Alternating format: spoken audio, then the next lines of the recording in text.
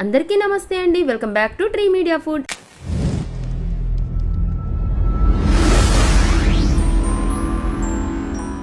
ఎలా ఉన్నారు అందరూ? దొండకాయ ఫ్రై చేద్దామని దొండకాయలు కట్ చేశాక అవి బాగా పండిపోయి ఉన్నాయా, ఇంకా పడేయడమే అని అనుకుంటున్నారా? ఈసారి అలా పడేయకుండా ఇలా పచ్చడి చేసి చూడండి, ఎంత టేస్టీగా ఉంటుందో మీకే తెలుస్తుంది. వేడి వేడి అన్నంలో కూసింత నెయ్యి వేసుకొని ఈ పచ్చడి వేసుకొని తింటుంటే, అలా ఒక అప్పడమో వడియమో నంజుకుంటుంటే అబ్బా భలే ఉందండి. ఎంతైనా మన రోటి పచ్చళ్ళ టేస్టే వేరు కదా. మరి ఇంకా లేట్ చేయకుండా ఈ పండిన దొండకాయలతో ఈ పచ్చడి ఎలా చేసుకోవాలో ప్రాసెస్ ఏంటో చూపించేసేనా. ముందుగా ఒక 1/2 కిలో వరకు దొండకాయలు తీసుకున్నానండి. ఇలా ముక్కలుగా కట్ చేసి పెట్టుకోండి. యాక్చువల్లీ ఫ్రై చేద్దామనే నేను కట్ చేయడం మొదలెట్టానండి, కానీ పండిపోయాయి అనమాట. ఈ ఎండకి దొండకాయలు త్వరగా పండిపోతాయండి. సో ఇలా పండిన దొండకాయల్ని పడేయకుండా ఇలా పచ్చడి చేసి చూడండి, చాలా అంటే చాలా రుచిగా ఉంటుందన్నమాట. ఇలా కట్ చేసి పక్కన పెట్టేసుకోండి.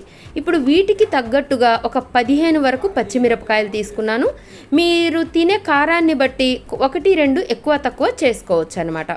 ఇప్పుడు స్టవ్ ఆన్ చేసేసి మందంగా ఉన్న ఒక కడాయి పెట్టేసుకోండి.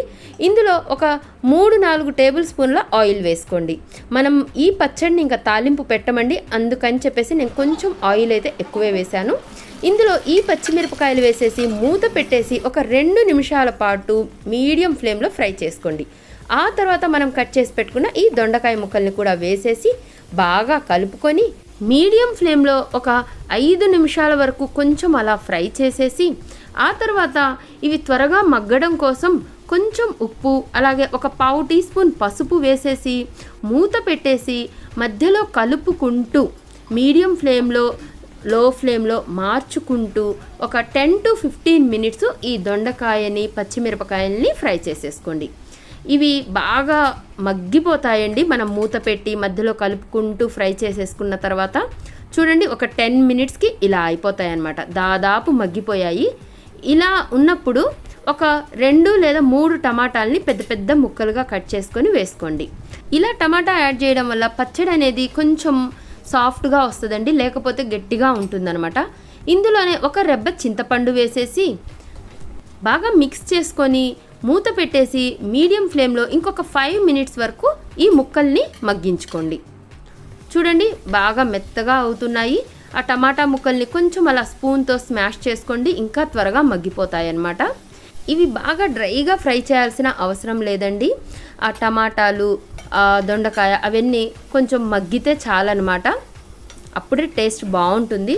చూడండి, దాదాపు బాగా మగ్గిపోయిందనమాట. ఇప్పుడు దీంట్లో ఒక టేబుల్ స్పూన్ జీలకర్ర, అలాగే 1 లేదా 2 రెబ్బల కరివేపాకు వేసేసి ఒక్కసారి కలుపుకొని సిమ్లో పెట్టేసి మూత పెట్టేసి ఒక 5 మినిట్స్ దీన్ని ఫ్రై చేసేసుకోండి. ఆ తర్వాత ఇంకా స్టవ్ ఆఫ్ చేసేసుకొని దీన్ని కొంచెం చల్లార్చుకోండి.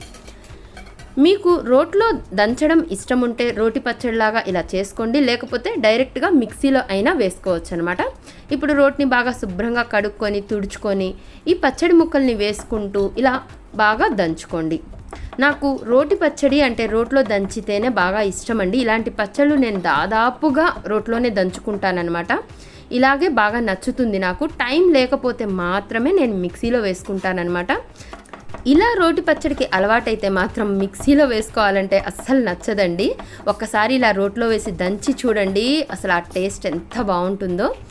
పెద్ద రోలు కనుక ఉంటే మొత్తం ఒకేసారి వేసుకొని మనం రుబ్బుకోవచ్చండి, అదే ఆ పచ్చడి దంచుకోవచ్చు. బట్ నా దగ్గర ఉన్నది చిన్నది కాబట్టి నేను కొంచెం కొంచెం వేసుకుంటూ ఇలా దంచుకుంటున్నాను అనమాట. దాదాపు ఒక 10 మినిట్స్ తర్వాత ఇదిగోండి పచ్చడి రెడీ అయిపోయింది. ఇలా కొంచెం అక్కడక్కడ ముక్క ఉంటే చాలా బాగుంటుందండి. సో అలా దంచుకున్న తర్వాత ఒక 10-15 వరకు చిన్నుల్లిపాయలు, అలాగే ఒక గుప్పెడు కొత్తిమీర, రుచికి సరిపడినంత ఉప్పు. మనం ఆల్రెడీ ఇందాక కొంచెం ఉప్పు వేసామండి, ఇప్పుడు ఇంకొంచెం ఉప్పు వేసుకొని ఈ చిన్నుల్లిపాయ, కొత్తిమీర, ఆ ఉప్పు మొత్తం ఇలా బాగా దంచేసి ఈ పచ్చడితో మిక్స్ చేసి మరొకసారి ఆ పచ్చడిని మళ్ళీ రుబ్బుకోండి. మీకు ఎలా కావాలనుకుంటే అలా. నాకు కొంచెం ముక్కలు ముక్కలుగానే ఇష్టం అండి, నచ్చుతుంది. సో నేను ఇలా పచ్చడి బాగా దంచుకొని ఒక గిన్నెలోకి తీసేసుకోండి. దీనికి మళ్ళీ తాలింపు అస్సలు అవసరం లేదండి. లేదు మీకు తాలింపు అలవాటు ఉంది, తాలింపు పెట్టాల్సిందే అనుకుంటే కొంచెం తాలింపు పెట్టేసుకోండి. నేనైతే దీనికి ఇంకా తాలింపు ఏం పెట్టనండి, ఇలాగే డైరెక్ట్గా తినేస్తామన్నమాట. ఈ రోటి పచ్చడి చాలా అంటే చాలా టేస్టీగా ఉంటుందండి. దొండకాయ రోటి పచ్చడి చాలా సింపుల్గా అయిపోతుంది కూడా. ఈ పచ్చడి పెసరట్టు, దోశలో కూడా చాలా బాగుంటుందండి. ఒకసారి ట్రై చేసి చూడండి. టిఫిన్స్లో కూడా ఈ పచ్చడి బాగుంటుంది, అలాగే అన్నంలో కూడా చాలా అంటే చాలా టేస్టీగా ఉంటుందన్నమాట. పండిన దొండకాయలు మాత్రమే కాదండి, పచ్చివి లేత దొండకాయలతో కూడా ఇదే ప్రాసెస్లో పచ్చడి చేసేసుకోవచ్చు అనమాట. ఈసారి ఒకవేళ దొండకాయలు పండితే పడేయకుండా ఇలా పచ్చడి చేసి ట్రై చేసి చూడండి. ఎలా వచ్చిందో నాకు కింద కామెంట్ బాక్స్లో చెప్తారు కదూ. నా వీడియో కనుక నచ్చినట్లయితే లైక్ చేయండి, షేర్ చేయండి, సబ్స్క్రైబ్ చేయండి. థ్యాంక్ యూ సో మచ్ అండి. Thank you.